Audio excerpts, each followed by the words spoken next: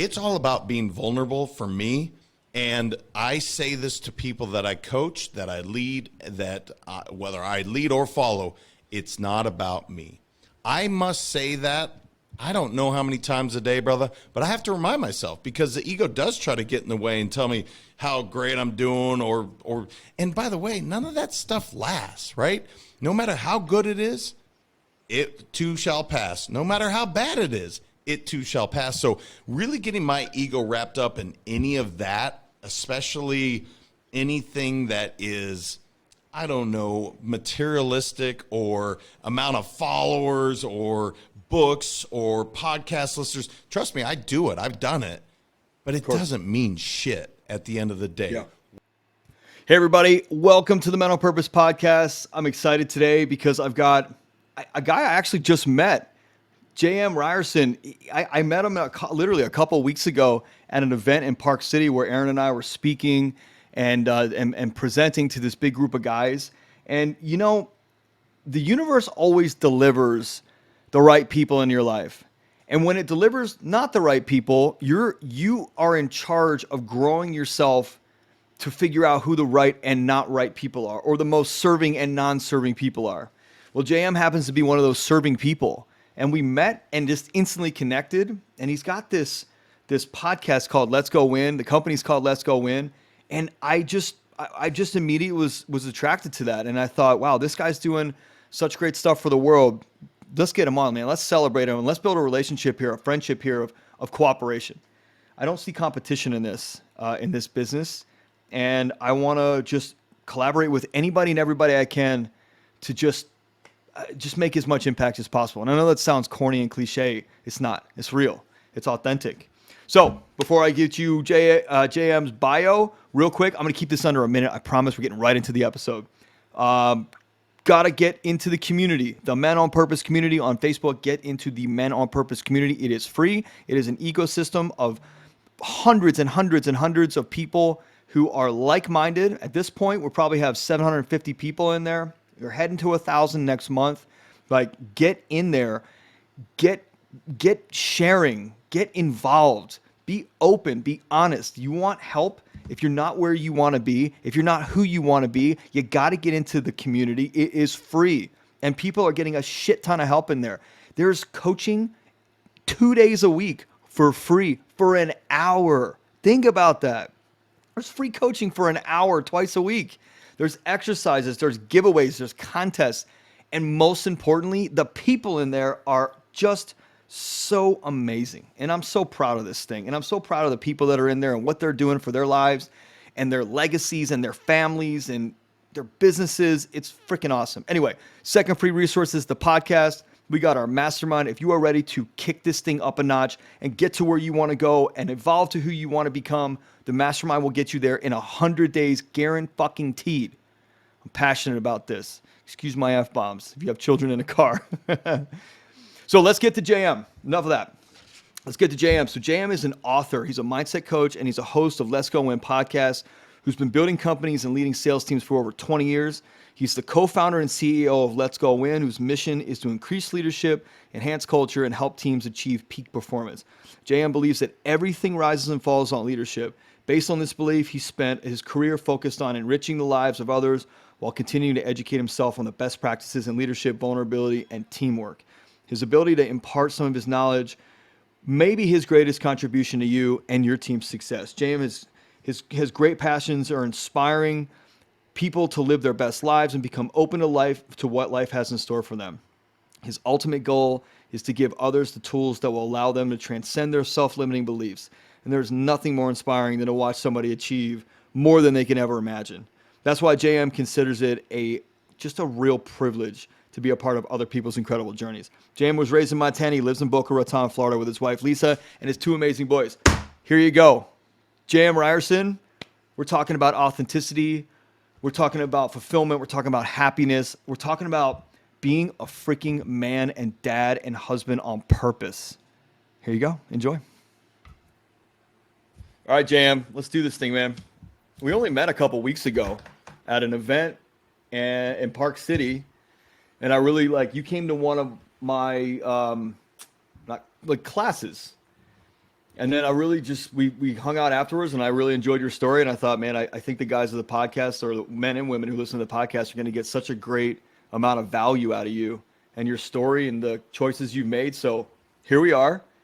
Now let's break your story down and give people the juice. Yeah, cool, brother. Yeah, it hasn't been long, but you know what? It's funny when you meet somebody that you're like, yeah, I'm going to have them in my life for a long time. I used to shy away from that and be like, no, man, I don't know this person. I just felt it. You have great energy. I loved what y'all did on stage, of course. But Thanks, so man. anyway, I'll just throw that out there first. In terms of my Appreciate it. story, man, Let's Go Win is my fourth company that I've been fortunate enough to be a part of building. But this is really, this is a legacy company, if you will. And it's funny because obviously part of your talk was on legacy, and it's such an important word to me. But the first three companies were amazing. Don't get me wrong. It's provided for my family. I absolutely loved the people I worked with. However, it wasn't 100% fulfilling. There was something missing. There was something lacking. And I knew it. I've known it for a long time. I definitely put in a lot of good years. But at some point, I know what it was. I wrote the first book for my kids. And that just struck a chord, man, because the gal I was working with said, I didn't know you were selfish. And I said, I don't think I'm selfish. And she goes, if you only share that book with two human beings, you're selfish. Cool, lesson learned, let's publish this thing. And it just launched into this whole wild ride of the Let's Go Win. I call it a movement. It is a company, but I call it a movement. And so the podcast to the next book to coaching, I get to wake up every single day, Ian, and I get to work with people on their dreams and their aspirations. And I can't think of anything more fulfilling than that. So I'm blessed, brother. I truly am. I love what I do every single day. And that includes the good, the bad, and the ugly. It's all a journey. And I don't know, man. It really, really fills my bucket. Yeah, I love it. So go back, way back when you weren't that guy who was fulfilled. So you're how old are you, if you don't mind me asking? I am 43 years old, or young, however you want to look at it. We'll go with young. So at 33, what were you doing? Were you in the rat race? 20s and 30s spent in the bullshit, the rat race, just chasing the dollars and providing for the family, in quotes, because that's what we're supposed to do. Yeah, you picked a really interesting age because that was the time of my second company. And I will tell you, you were picking arguably the pit of hell for me during that time. And here's why. We had taken what was an amazing company, the first one that just one business partner and I had grown. And we were clear, man, on who we were, what our values were. And then we merged together. And there were 6 total partners we brought together, which is a lot to begin with. But then our core values were just not aligned. So quite literally every day that I woke up, I loathed going to work. And I was making a tremendous amount of money, and there's no doubt about it. But it didn't matter. I was not happy.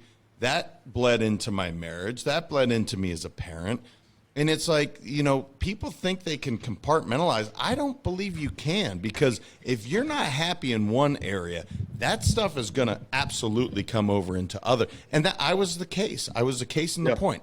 And so the people I surrounded myself with at that time, they're wonderful people, but they're just not aligned with who I was.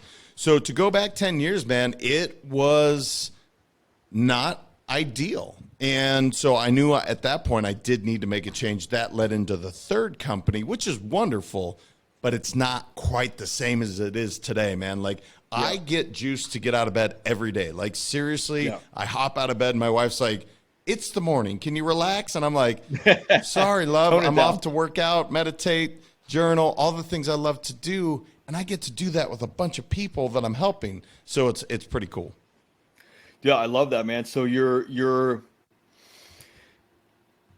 one of the lucky ones. And I say lucky, even though you made a choice, you're still one of the lucky ones that actually made the choice.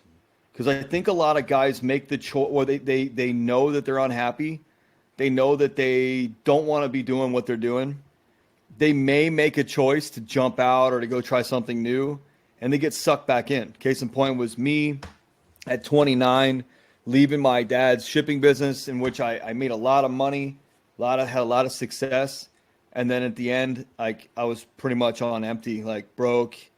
And then jumping into real estate, and I realized like something's got to be different here. And then I jumped into real estate, and it became let's make as much money as possible so that I can be seen and I can be loved and I can be approved of and appreciated by all these people who don't give a fuck about me. Frankly, none of them cared about me, because when I left the business and during the pandemic and really like focused on Mental on Purpose and building this coaching business, I don't talk to those people anymore. All those people that were such great friends of mine. And I noticed that shit. And I'm not hitting on everybody. I'm telling you, it was the vast majority, 98% of the people.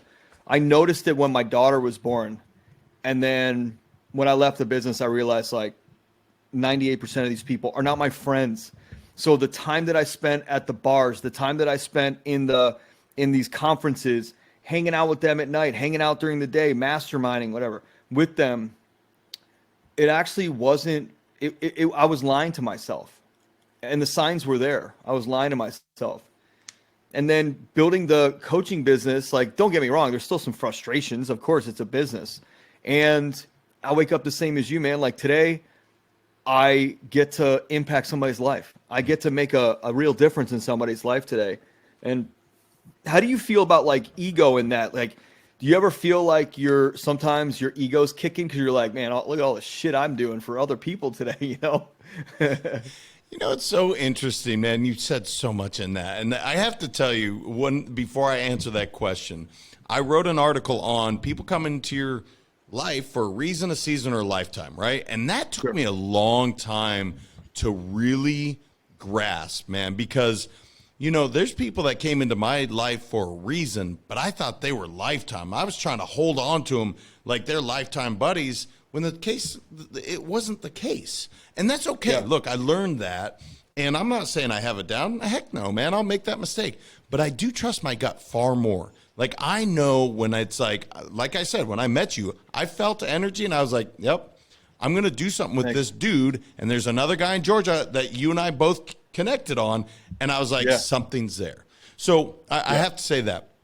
But specific to the ego thing, man, here's the biggest lesson I learned, and it's literally chapter 1 of my book. It's all about being vulnerable for me, and I say this to people that I coach, that I lead, that whether I lead or follow, it's not about me. I must say that. I don't know how many times a day, brother, but I have to remind myself, because the ego does try to get in the way and tell me how great I'm doing and by the way, none of that stuff lasts, right? No matter how good it is, it too shall pass. No matter how bad it is, it too shall pass. So really getting my ego wrapped up in any of that, especially anything that is, I don't know, materialistic or amount of followers or books or podcast listeners. Trust me, I do it. I've done it. But it doesn't mean shit at the end of the day. Yeah. What really, really means something to me is, how do I make the people around me feel on a day in, day out basis? And if I inspire those people I'm around to live their best lives, then I'm doing my job and I'm keeping my ego down.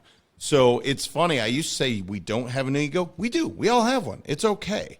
It's just a matter of what's your intent, where are you going with it, what is your purpose, and if you're clear on those things, man, we can help a lot of people. You know, it's really funny. Have you ever listened to Howard Stern? Yeah. You know Shuli? I haven't listened in a while, so I don't know. Maybe he was on for a long time. I had him on the podcast this morning. Reason for me saying this is he said something, and it's the name of the episode, which is "Your ego is not your amigo." And I was like, dude, I love that. That sounds so cool. I've never heard it put like that. Your ego is not your amigo. And I feel like the ego is beneficial sometimes. Like sometimes it's got to be beneficial. We need ego. And there's also a part of me that understands my ego and my pride. And like when I build a new exercise or I coach a group of people and like I really know that something connected with them, like I feel proud of that. Now, I don't let the ego go out of control, like where my head swells and I walk out of the room sideways because it doesn't fit through the door. There's a control in there. I just do think that ego is like, see, we did do a great job. Because there's a self-doubt side on the other side of that, which is like, they fucking hate you. Do you see? Nobody looked at you. That was stupid. You wasted your time. You're never going to get booked again. Like, that shit happens in my head all the time. Oh, yeah. You know? And then the ego, because I've worked on my ego for so long, the ego comes in and goes, no, that was great. Did you see their faces? Like, that was awesome. And it's evidence-based versus my other side of my brain, which is insecurity and emotion-based. I almost feel like my ego is helping me out by showing me what the evidence is, not just my bullshit emotions that are like, you're such an imposter. You know, like, you're playing this guy, and that's not you when you go home. Or like, my brain says stupid shit like that, really crazy stuff, and I have so much evidence to outweigh this. I mean, we've got how many podcast episodes, how many clients, how many people in our groups, how many people have hired us. Like, we have contracts, and my brain is still like, I don't think any of that's real. And you know where it stems from? My mom. Oh. And I know my mom's going to listen to this, so I'm not saying anything bad. I'm just saying it's a mindset of scarcity that I was taught from her, that she was taught from her dad.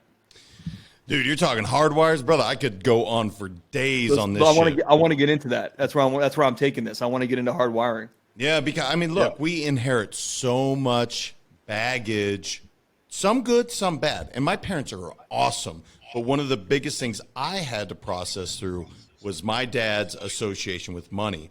The first time I made 7 figures in a year, I felt like an ass. I felt like shit. I did not feel good. And it was such a weird thing because making money shouldn't feel one way or the other. Now, what you do with that money, and look, if you're helping people, that's a great thing. Now, if you're an asshole and you make a lot of money, that's not a good thing. But it has nothing to do. It's literally an object.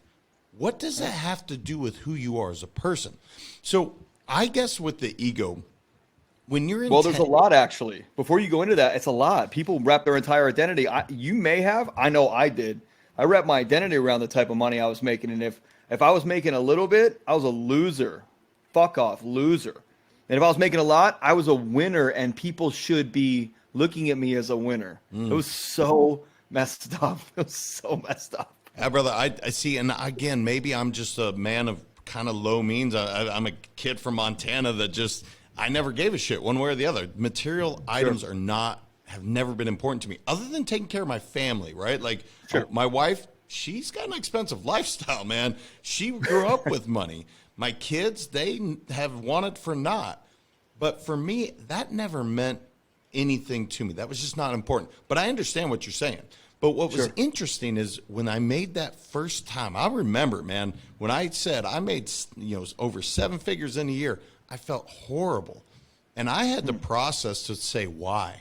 And so I had to dig deep, and I had to talk to my dad about it, because he used to say, oh, there go the pretty people if they were members of the country club, or there go the pretty people that drove Mercedes. So when I bought my wife a Mercedes, I felt like, oh, now I'm that pretty person, which, by the way, that's just, who cares? But to me, it meant a lot. And I heard this stuff for years. And the truth is, it doesn't really matter. If your intent is pure, you're going to do some great things with it, awesome. Sure. But I have met billionaires that are freaking miserable. They don't want to see the next day. And I've met people that are homeless, that they're the happiest people in the world. So I do know one thing. We all want to be happy. That is the one common theme I have met throughout the entire world. I don't care if you're in Thailand, Costa Rica, Scotland, or the U.S., everyone wants to be happy. Money does not equate to that. Now, it can support that if that's important to you. You'd like to drive nice things or watches or whatever, but it should not dictate your happiness, I guess, is where I'm going with that. I agree. And I don't think that is a very easy thing for a lot of guys that are not evolved like you. It's not easy because money makes them who they are.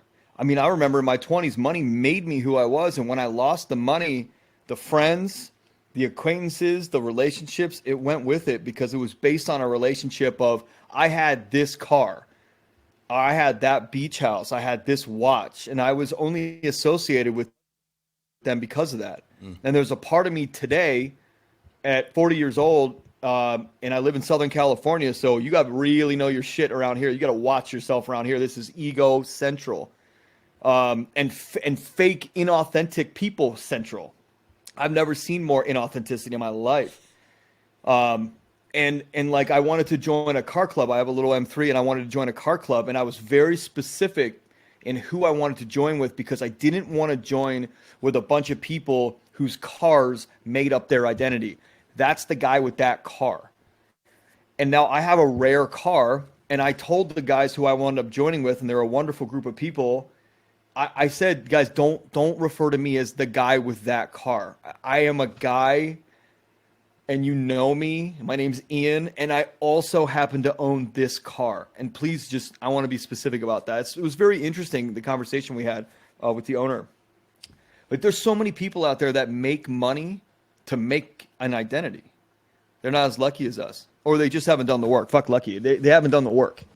They just haven't done the work yet. Their eyes haven't been open to it. And that's a lot of work to possibly do. And as you probably feel, I love what you just said there. I'm Ian, and I'm a dad, a brother, a friend. I mean, you wear so many hats. It's one of the reasons I'll never start with, "Hey, my name's JM. What do you do? What do I do?" Like, who gives a shit? That, man. Who are you as a human being, first and foremost? There's so many more interesting questions to ask. So it does suck that people get wrapped up in that. I understand why. Look, marketing 100% has been focused and driven for us to do that.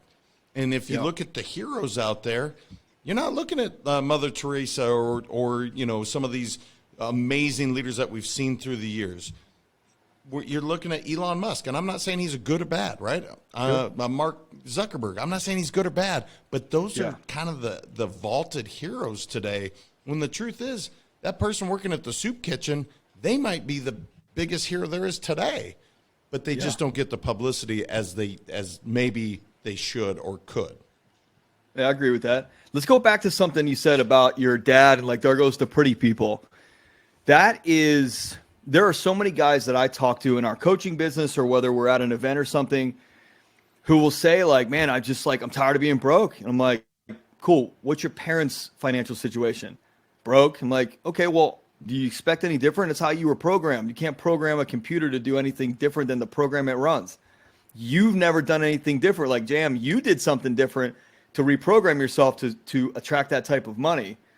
And I'm telling you right now, like, that level of attraction you had was triple strong because of the level of programming you had about like, man, if I make a ton of money and I become a Mercedes and country club kind of guy, like, will my dad ever talk to me? Will he treat me the same? Will he still love me? Did that shit go through your head?" Well, 100%, because my dad, especially when I first started my career, I remember when I took the job, and I said, "Dad, I'm taking on a new career." He's like, "How much is the salary?" I'm like, "Well, there actually is none." And he's giving me this quizzical look, and he goes, "Well, the benefits must be amazing." I'm like, "Actually, there's none." And my dad doesn't cuss, and he's like, "What the fuck are you doing?" Those were his fears and insecurities coming through, because as a parent, his job is to protect me as his child. And we do it all the time. I do it to my kids, right? I try to put them in this bubble wrap and make sure they're protected. But the truth is, you got to let them, skin their knees, knock their teeth out, and do all these things. It sucks to watch, but that's how we all learn. So to answer your question, absolutely did that go through my head.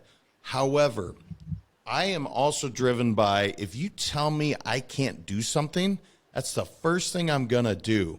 And so when my dad said I shouldn't do the job that I was taking, or where I chose to go to college, that was another big moment where I defied my father's, like, what he wanted. But it taught me to stand on my own 2 feet, because they were two of the most important decisions I've ever made. Where I went to college, I literally chose a junior college to go play basketball for like they paid for my books versus a full ride swimming scholarship at pretty much any Pac-10 school at the time, Pac-10, now it's Pac-12, Pac school there was. That my parents didn't understand that. But guess what? It was the best decision I could make because I love basketball. I'm passionate about basketball. So I guess, Ian, what I've been blessed or fortunate with is I'm hard-headed enough to just follow my passions. And if I, again, get knocked down, which I have, I'm going to get my ass back up because guess what? I went to that junior college. I blew out my knee for the third time. My basketball career is effectively over. Guess what? Yeah. Again, another great thing that happened to me because then I ended up studying abroad. So, it's just you got to follow what you really want, and you have to be quiet to know what that is. Yeah. So, dude, that story is very similar. I same thing with me in swimming and water polo scholarship, except it wasn't my dad that. Do you think your dad made you / bred you, like just the way he was, into the defiant guy that you were that actually wound up helping you? Because I think my mom did. My mom was so kind of like on me, and rightfully so. I was a crazy ass kid. My dad was just like, let him go, let him do his thing. He's fine. If he gets hurt, he'll learn. My mom was like, no.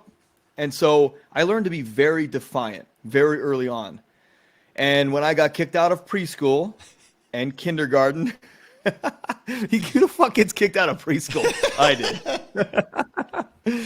And in elementary school and like all the other things that every teacher was like, he's a bad kid. He's never going to learn anything. He's never going to amount to anything. He's never going to grow. Like, my mom sided with them, and I learned to defy authority because of that.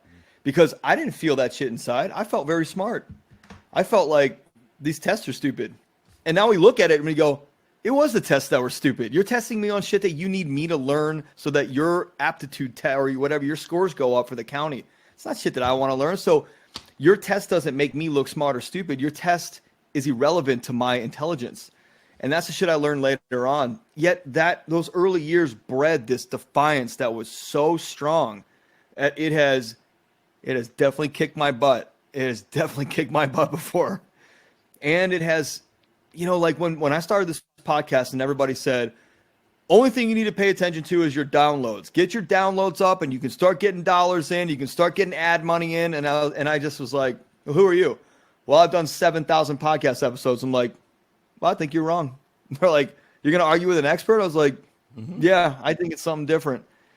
And, Steve Jobs says the ones who are crazy enough to think they can change the world are the ones that are. And I didn't think that I was anybody special. I just thought I could do it a different way. And 5 months later, this podcast was top 1% in Apple iTunes because I followed one model, the message and the mission. And that's all that matters. You and I talked about that. But that defiance, for those people listening, I just wanted to be clear to them. You're talking to two guys that have been very successful in our lives, and we're very defiant to authority and to like the norm. And so it's okay. You just have to embrace it. And you got to be okay with the consequences that come with it because you're going to get smacked harder for sure. Right? Yeah, it's really interesting because my mom supported everything I did. I literally walked on water with my mom for whatever reason. She is just a loving human being. I was the middle child following the footsteps of a perfect. My sister is brilliant. She was beautiful. She was athletic. She had everything. My younger brother, extremely wicked smart. I wasn't any of those things. I just worked my ass off at whatever I was passionate about. And that's kind of served me well throughout. And I don't know what it is, man. Somebody tells me I can't do something. It's the best thing I can hear because that defiance kicks in and it's like, I will walk through whatever it takes to go accomplish it just to prove you wrong, which is weird, has its own set of stuff, I know. Right. And it drives my wife nuts, so she's had to learn not to tell me not to do these things. It's not my wife or my dad. If my dad tells me not to do something, I'm like, I should probably listen to him. And I have bucked it back a couple times, and he reminded me 2 nights ago I was driving home from Scottsdale, and he was like, hey man, just listen, I know you're 39 years old and I'm your old dad, but like just watch your speed out there, man. Like be careful, it's nighttime. And I was like, yeah, thanks, Dad. I appreciate that. And he goes, He goes, "Look, I'm just not trying to tell you what to do. I'm just remember those times when I said watch your speed and you got your ass busted by the cops." So, and I go, "Yeah, I know, I appreciate that." And I click my cruise control from 95 to 85 because it's out in the desert, like the speed limits are 85, 90 miles an hour. Yet my wife tells me not to do something. Like, she very rarely says that. When my wife says, "No, we're not going to invest in that. I'm not giving you any money for that. We're not doing that," I don't argue a bit, not one bit. But when I went to get my real estate license and I called my mom and I said, "Hey," and this isn't me trashing my mom, by the way, I'm just giving examples. And I said, "Hey, I'm thinking about getting my real estate license." And my mom said, total heart to protect me. She said, "You're not that great of a test taker and you're not that great at math. Just, maybe you want to pick something different." And in that case, when I called my dad was like, "Oh, I think it's a great idea, man. Go for it." So what drove me was my mom saying, "You can't do it. You're never going to do it." And so I was like, I just had this FU attitude, not toward my mom. It was toward everybody that says you can't do this. You're unable. You're not capable. You're not smart enough. You're never going to make it. And I formed this resiliency through a defiant attitude that I think serves me still today. And again, it definitely smacks my ass, and there's some deep cuts in there. However, I've learned to embrace it and understand it and work with the ego and I've learned to work with all that, kind of like you have. And I think it's a benefit, huge. Well, I think especially in leadership too, man, and not that we're talking about this, but this is such a good example. Some people need to be lifted up, patted on the back, given love. Some people need a kick in the ass. And guess what? We're all different. And the really good leaders figure out what's going to inspire. So in your coaching, I guarantee you do this all the time. You got the one people that you just need to give a hug to. And that's going to make them be all better. It's going to drive them. And then the other ones where you got to motherfuck them. Like, what are you doing, man? And that's what's going to make them move.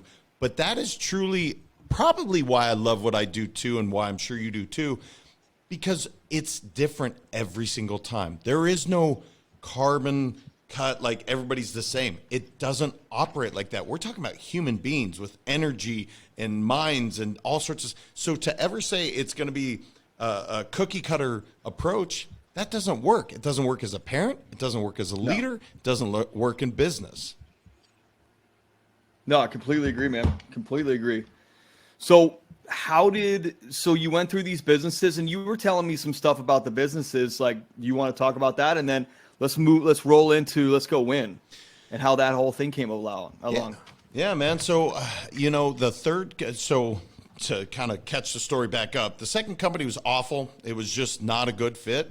And the business partner that he and I had grown the first two together said, "Hey, let's split off and do our own."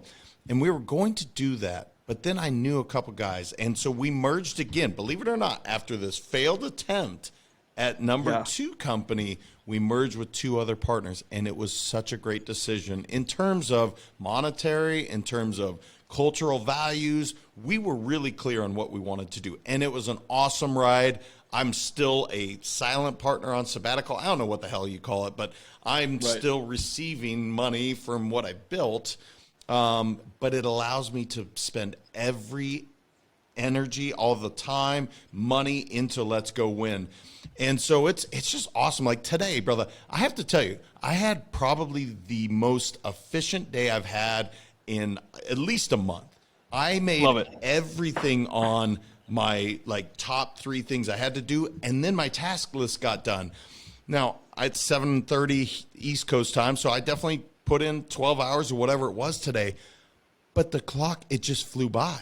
I mean, I had the best time talking to people, connecting. I had a podcast with a guy that was talking about law of attraction. Brother, if you can't get excited after talking to somebody that is talking law of attraction, what he created, I was like, it's go time, man. So it's just, every single day, I'm working on the 3rd book right now.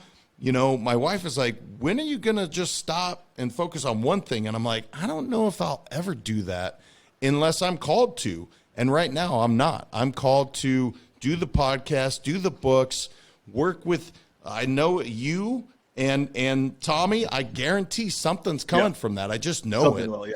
And we got to follow so up that's on kind of that what we're doing right now. That's awesome, man. So where's the book come in? Like, how did that all? How did the idea start? And then, how did you know it was something that you wanted to pursue and sink your teeth into? And have you ever written a book before, or was it just like you talk about that? Yeah, it's a great thank you. And I know we did talk about that. So I had all my goals because I write all my goals down on a piece of paper. It's in my bathroom mirror, so I see it all the time, or at least twice a day. Yeah. Brush my teeth in the morning and in the evening. But I share it with my family too, so they see it. And my 7-year-old at the time, he's now 12, he walked in and he said, "Hey, Dad, how's the book coming along?"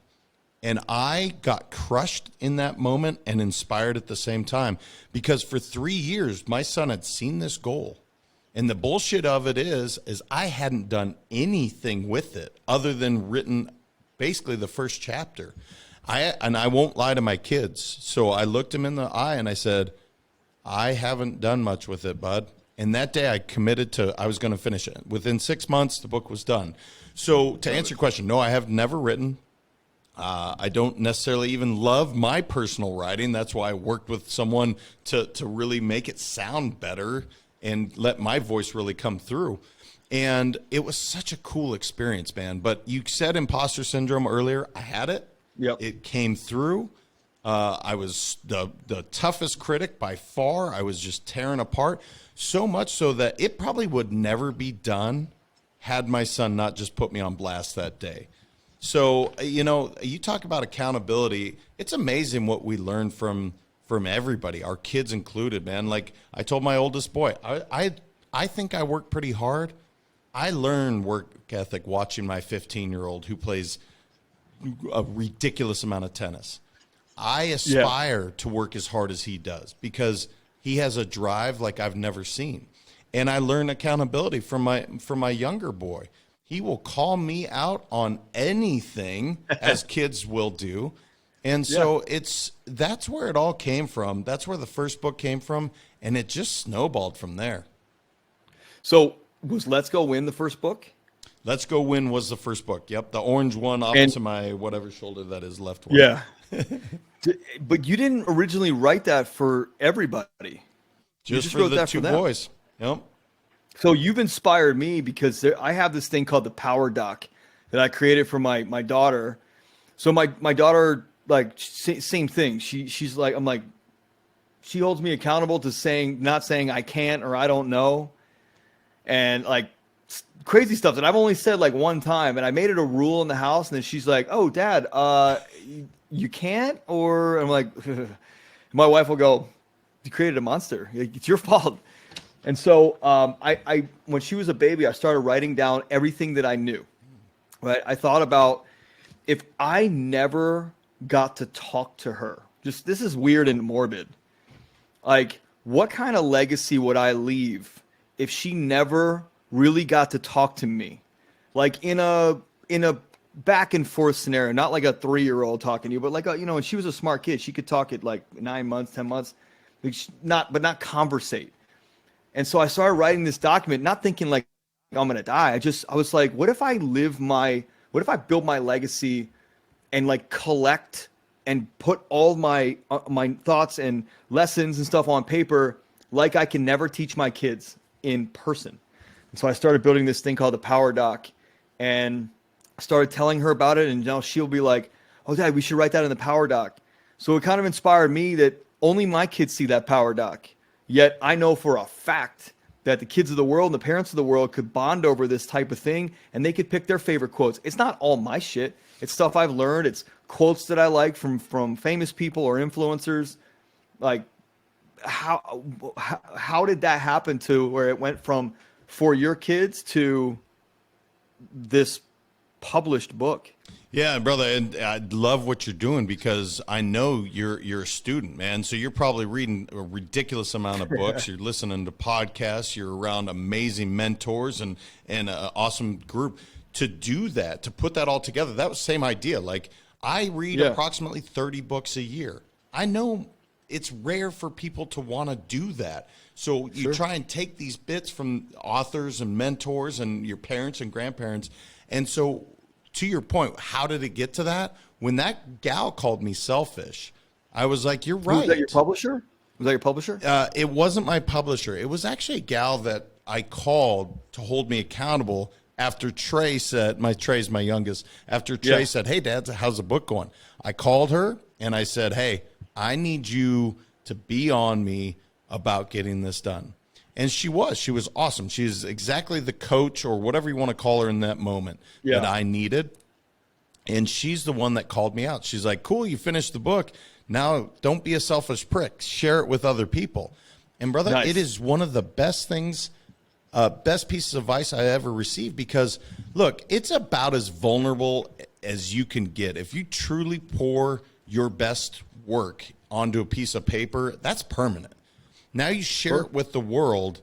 Look, you're going to have people say that's a piece of garbage. I totally disagree. And guess what? That's okay.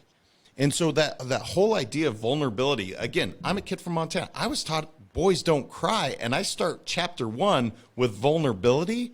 I can't be any more vulnerable than that, to say, here I am, the good, the bad, and the ugly. I'm taking my mask off, and I want y'all to read it and just embrace it, hate it. It doesn't really matter. This is my best work, and it's been such a blessing. What's the book about? Like, what's the premise of it? That you originally wanted to just teach your children? Was it you have two or three boys? I have 2 boys. Yep. 2 boys. Okay.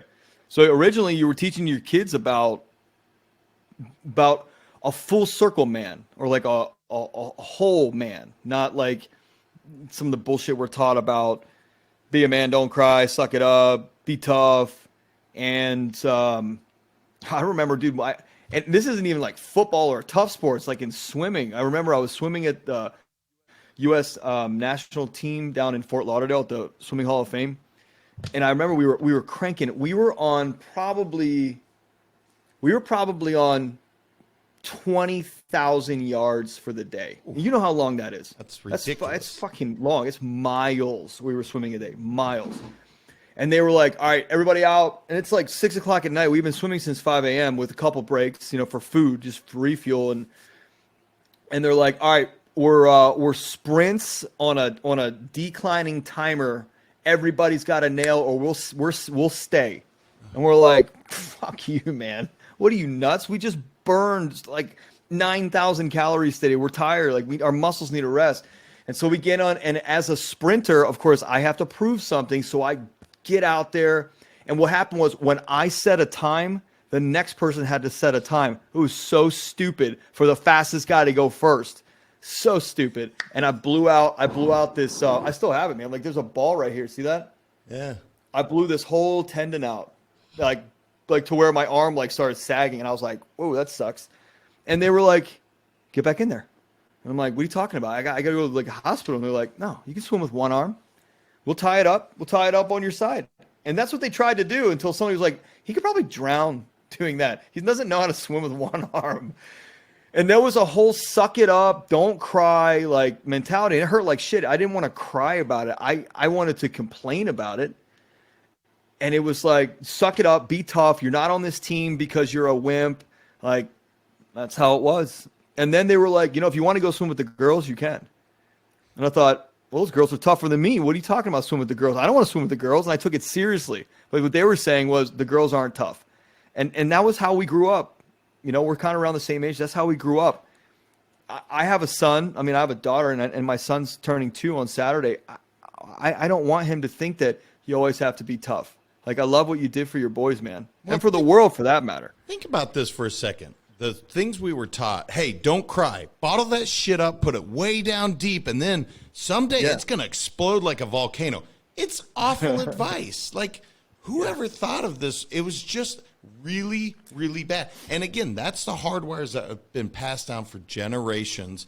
And so we have to evolve. And so to answer your question, it's 12 chapters, and it's basically the sections of life that I just wanted them to focus on. So actually the last 3 chapters, fun, courage, and transcendence. Transcend is a big word for me. That means overcoming self-limiting beliefs. So I finished the book with that, because I wanted my boys, and that's actually the 3 cultural values of my company: courage, fun, and transcend.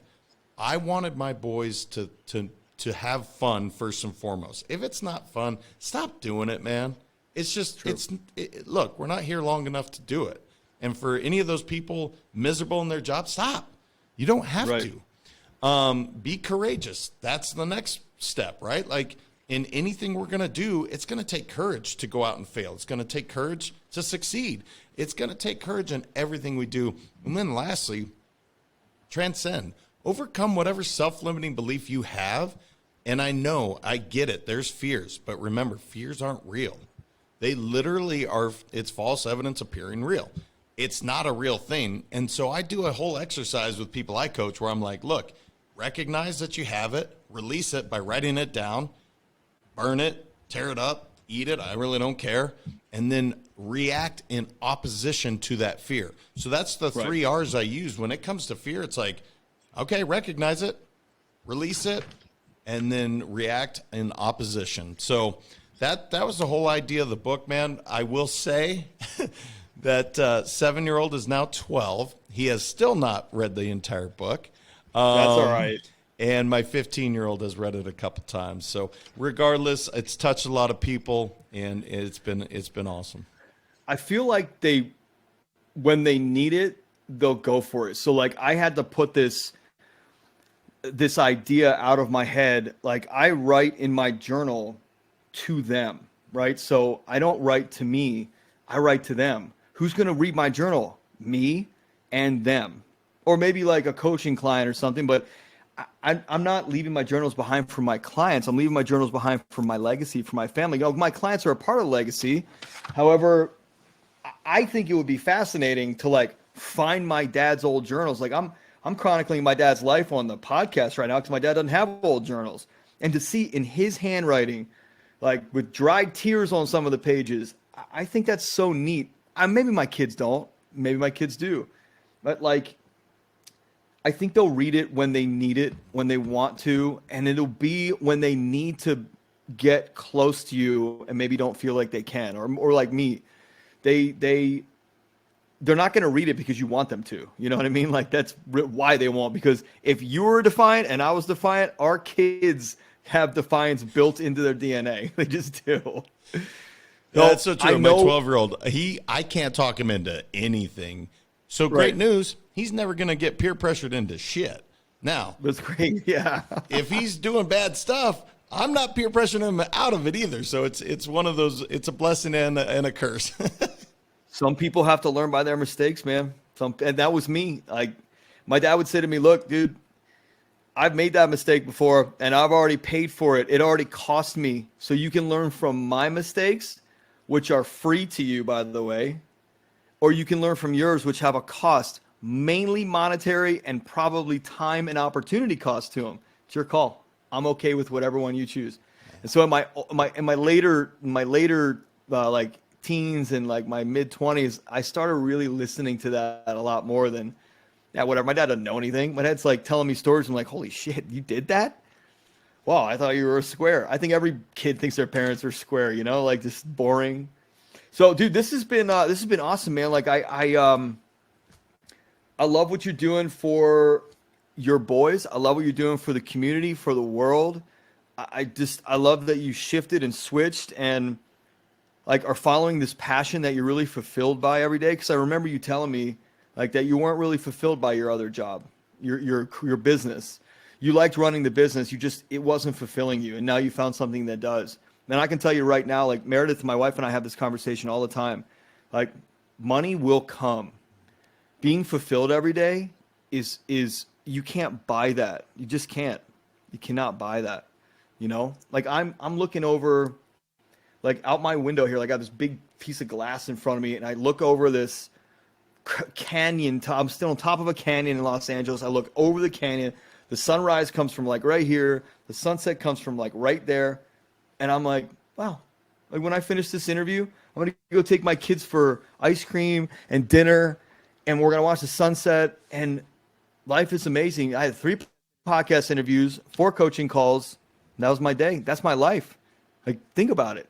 That is my life. It's the mission straight. Educate, elevate, empower, enrich, and evolve men to be on purpose. That's what I did all day. Well, brother, I mean, how can you not? I mean, how can you not? I'm excited just listening to it. It's like I want to go shadow you for the day just to be like, all right, give me some of that. I want a little bit of what Ian's getting, man. That sounds pretty damn good. Yeah, it's good, man. And it comes with pressure, self-imposed. It comes with a lot of self-loathing of like, what are you doing? You're an imposter. You were a real estate agent. Then you were this guy. Then you're that guy. Now all of a sudden you're coaching and you're leading a men's movement. Who the fuck are you? That's in my head. I'm talking to myself that way. And my other side is, countering, like we talked about with ego earlier. Like my other side's countering it. So it's not all roses, and it's never going to be. You still have that type of stuff in your head. Like we all have insecurities. I think as coaches, we get out of them faster, or like we get to the other side of it faster, or the other side of fear faster. Well, recognize it's all bullshit, right? Like whatever's happening, it's not that you can't control emotions. That happens like so fast. You cannot control that thought. What you can do is how you respond to it. And if people can get that part down, look, 60,000 thoughts are going through your head. No, I don't care if you're an enlightened monk, you're the Dalai Lama, you are going to have negative thoughts. It is a part of it. But the grace that you give yourself to say, that's okay. That's actually not who I am. And you just kind of let it go to the side. And then whatever you put your energy on, that positive stuff, as you're doing, brother, man, it's pretty cool to see what we can create. It is really cool, man. Well, look, I support everything you're doing. However, this podcast and our group and movement can be a positive impact or staple or foundation or whatever to help you and your movement, you got our support for sure. Like you said, man, the universe it puts people together the way it's supposed to happen. And listen, the person that I'm going to drop this out there so the universe starts working again. Like the person we're talking about is Tommy Breedlove. Tommy, if you're listening, we're collaborating. And Tommy's been on the podcast. The episode was highly entertaining and very value-based, very valuable.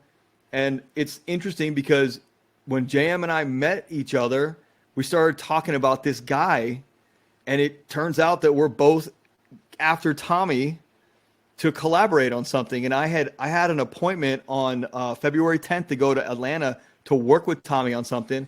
And I said, James, why don't you come along? Like, let's do this. Let's the three of us do it. Unfortunately, we couldn't get a lot of time. So now we're going to have to reschedule. Now it's the three of us masterminding on how to impact all the men of the world. And it's three of our brains. That's cool. That's really cool. It's powerful, man. I used to question it. Used to be like, oh, it's got to all match up. No, it doesn't. When it feels right, who cares? Put yourself out there. And that's what we both did. That's what Tommy did. It's going to be amazing, brother. I can't wait. But you know what? Same time, it will happen when it's time. So, yeah. So where can people find the book? Yeah, thank you, brother. They can find the book on Amazon or on my website, letsgowin.com. Let's Go Win podcast, man. If you guys, Men on Purpose is incredible. I love the way you do this podcast. It is so refreshing how conversational this is. So great job. But definitely, if you want to check another one out, Let's Go Win podcast. Yeah, absolutely. I encourage. There's no competition out here. Not in the shit that we're doing. That'd be egotistical if I were like, hey, JM, make sure you don't plug your podcast. I really want to keep on. Like, it's so dumb. Dude, it's so funny. I know we're finishing up, but isn't that funny? Yeah.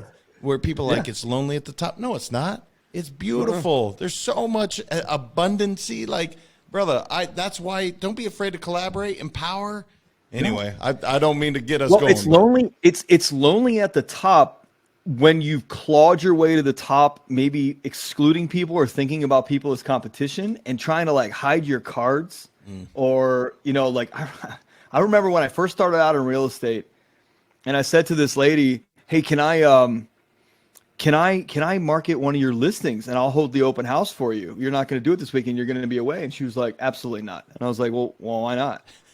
It would help you and your client. And she's like, I don't want you talking to my client. And I was like, well, I mean, they keep telling me that we're all on the same team in this brand. Is that not it? Like, What if I get your house sold for you? Isn't that how it's supposed to be? And the freaking manager of the brokerage who I ran to, and I was like, hey, what the fuck? What's with this?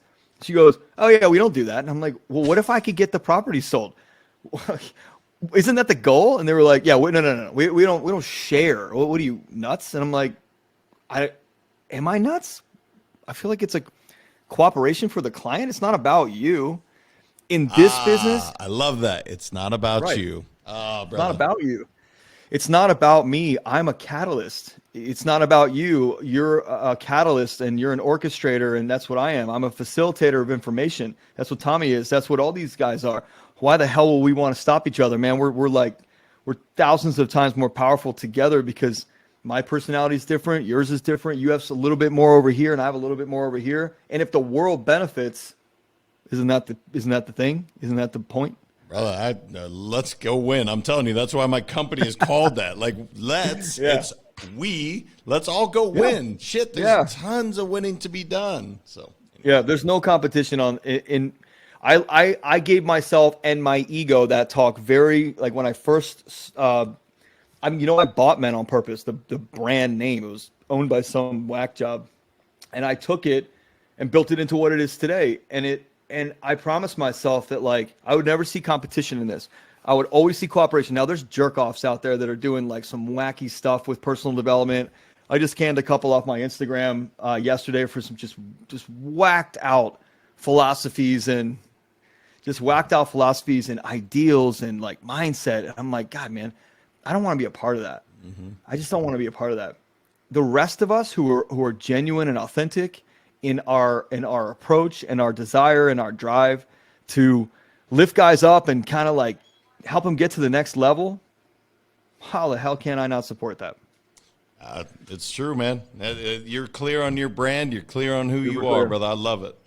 Yeah. All right, JM.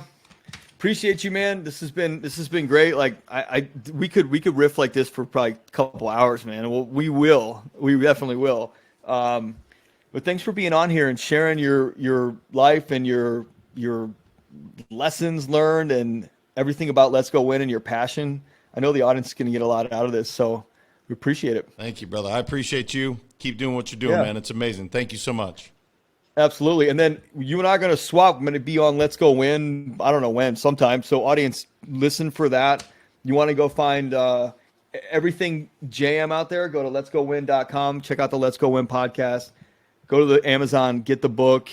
I'm gonna get it. It sounds awesome, and I think it'll inspire me to organize everything up that I've already kind of built, and then publish that not only for my children, for the dads of the world that maybe want to get inspired.